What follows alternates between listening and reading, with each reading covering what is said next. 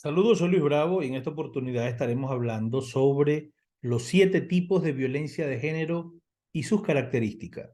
Recordemos que la violencia machista puede adoptar distintas formas y la vamos a resumir en esta oportunidad.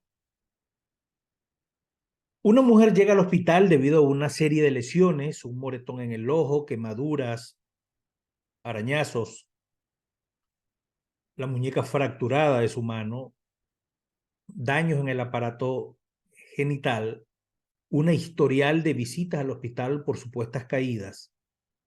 Si bien puede deberse a muy diversas causas, la presencia combinada de estos factores hace sospechar de la existencia de violencia de género.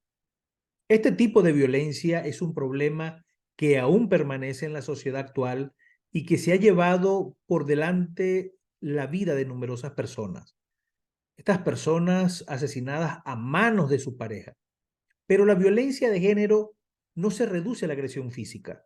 Existen diversos tipos de violencia de género, el cual desvirtúa y menoscaba la situación de una persona a causa de su género.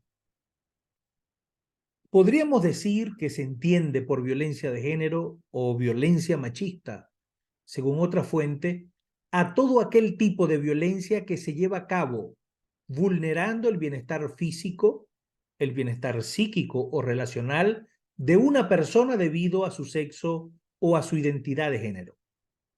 Se usa de manera intencional la agresión, sea mediante la fuerza física o con el propósito de causar daños, de coaccionar, de limitar y de manipular a la persona objeto de violencia. Este tipo de violencia puede provocar efectos demoledores en las víctimas. A nivel físico pueden producirse lesiones serias que pueden llevar a la incapacitación, al coma o incluso a la muerte. A nivel psicológico, es frecuente que las personas que sufren violencia de género no sean capaces de denunciar, generalmente debido al miedo de posibles repercusiones para ellas o sus seres queridos, la presencia de incredulidad o también la creencia de que no vayan a ser apoyados.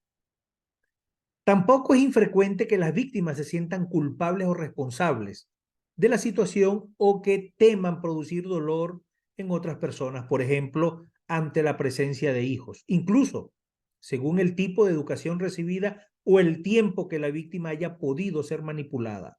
Se puede llegar a pensar que se trata de una conducta normal y que se sientan merecedoras de ellas.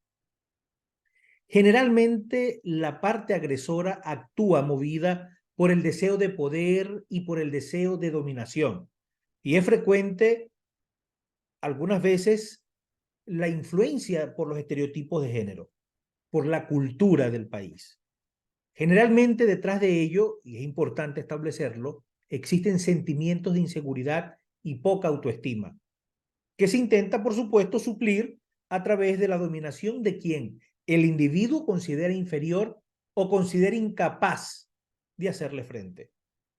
También es posible que haya una autoestima exagerada con tintes narcisistas, que produzca que se consideren los propios derechos por encima de lo del resto. Puede encontrarse en algún caso un maltrato instrumental dirigido a un objetivo concreto. Y por último, la ausencia de empatía, que es un fenómeno o una impulsividad no controlada que facilita la agresión. Cuando hablamos de violencia de género, solemos pensar en situaciones en que se dan agresiones dentro de una pareja. La situación de violencia de género más común es la de un hombre que comete una serie de abusos continuados y de manera sistemática en contra de una mujer por el hecho de ser mujer, a la cual inclusive considera inferior y que además va a pretender dominar. Es por ello que frecuentemente la violencia de género es confundida con la violencia machista o contra la mujer. Sin embargo, no se ha de olvidar que también existen varones que sufren este tipo de violencia por parte de sus parejas. Además, si bien no se suele considerar violencia de género al no basarse en el sexo o a la identidad sexual, no se ha de olvidar la existencia de violencia en la pareja, en parejas de personas del mismo sexo. Es por ello que hoy en día, más que violencia de género, debería hablarse de violencia de pareja. Tal y como había explicado con anterioridad, el concepto de violencia de género incluye una amplia variedad de actitudes y actuaciones que pueden dañar a la persona desde diferentes dimensiones. A fin de cuentas, existen muchas maneras de dañar a una persona. Si bien no en todos los casos se agrede a la persona desde todos los ámbitos, dentro de la violencia de género podemos encontrar varios tipos. En primer lugar, tenemos la violencia física, la más visible y reconocida como violencia de género. Se considera violencia física todo aquel acto en que se inflige un daño físico a la víctima que a través de la agresión directa se va a dar. Y dicho daño puede ser temporal o puede ser permanente. Y dentro de este tipo de violencia se incluyen golpes, heridas, fracturas, arañazos. Si bien en ocasiones se puede llegar a trivializar o a considerar que pueden producirse durante una discusión, con empujones, con zarandeos, donde también entra la categoría de violencia física. Se pueden producir una incapacitación física debido a las consecuencias de las agresiones e incluso, según el nivel de daños causados, puede llevar a la muerte. En segundo lugar, tenemos la violencia psicológica. Este tipo de violencia se va a caracterizar porque, si bien a nivel físico puede no existir una agresión, la víctima se va a ver humillada, minusvalorada y atacada psicológicamente. Dicho ataque puede ser directo o realizado activamente en formas de insulto, en formas de vejaciones o bien llevado a cabo de un modo más pasivo. Y esto se hace con la intención de desvalorizar a la pareja sin que ésta considere que está sufriendo un ataque. La violencia psicológica incluye la presencia de humillaciones, de amenazas, de coacciones, utilizándose en algunos casos la amenaza de agresión física a la víctima o a sus allegados. El desprecio, la desvalorización. También hacer que la persona se sienta indefensa, obligada a hacer determinadas acciones y dependiente del agresor, la situación de abuso y que ella se sienta merecedora de un castigo.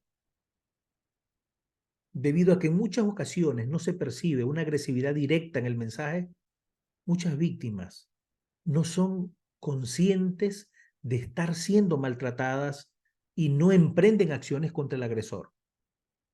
Se puede considerar que prácticamente en todos los casos de violencia de género, independientemente del tipo y del motivo, hay violencia de tipo psicológico.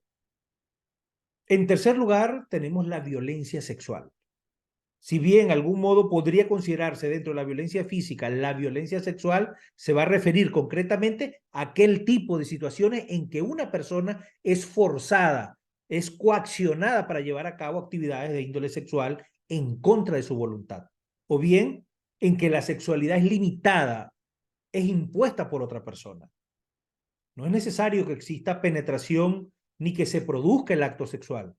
Esto incluye también la presencia de violaciones dentro de la pareja, la prostitución forzada, forzar la concepción o el aborto, mutilaciones genitales, acoso sexual, tocamientos indeseados, etc.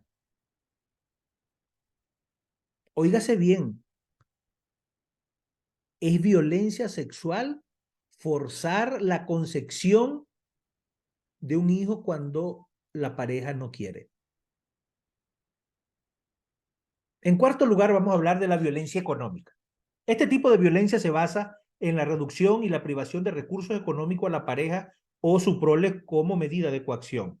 No te voy a dar dinero a menos que me hagas cariño, no vas a salir, si sales no te doy dinero. Esa manipulación con la intención de dañar también se considera violencia económica. Obligar a depender económicamente a la víctima, a la pareja, impidiendo el acceso de la víctima al mercado laboral mediante amenaza o coacción o restricción física. Eso también es violencia. En quinto lugar, la violencia patrimonial. Se considera violencia patrimonial a la usurpación o a la destrucción de objetos, de bienes, de propiedades de la persona víctima de violencia con intención de dominarla y de producirle un daño psicológico. En muchos sentidos, estos bienes son el fruto de décadas de trabajo, de herencia inclusive, y destruirlo es una manera de hacer que todos los esfuerzos no han servido de nada. Y sin embargo, hay que señalar que este tipo de agresiones pueden afectar a la vez a otras personas, especialmente a los vecinos, a los hijos, a los familiares. En sexto lugar, tenemos la violencia social. La violencia social se basa en la limitación y control y la inducción al aislamiento social de la persona. Se separa a la víctima de su familia, de sus amigos, y se priva del apoyo social y se aleja de su entorno habitual. En ocasiones se pone a la víctima en contra de su entorno, produciendo que ellas decidan desvincularse. Por ejemplo, los ataques contra la fachada del hogar son muy característicos de este tipo de violencia, ya que permiten dejar signos visibles por todo el mundo de que la víctima merece ser atacada a la vista de todos. Y en séptimo lugar tenemos la violencia vicaria, que yo tengo ya un video grabado, está aquí en el canal, de lo que es la violencia vicaria. Recordemos que la violencia vicaria, en muchas ocasiones, el agresor decide amenazar, el agresor decide agredir e incluso a matar a los hijos del núcleo familiar con el propósito de dañar a su pareja o a su expareja. Un gran número de parejas en las que se produce violencia de género con hijos. Y este tipo de violencia es denominada violencia vicaria, que también incluye el daño causado a los menores por la observación de malos tratos entre progenitores. El impacto psicológico es lo que se va a buscar con esta violencia o con este tipo de violencia, a través del control, del sometimiento, de las agresiones. Y cuando pensamos en violencia de género, ya para ir concluyendo, en lo primero que pensamos es en la existencia de malos tratos en situaciones de pareja.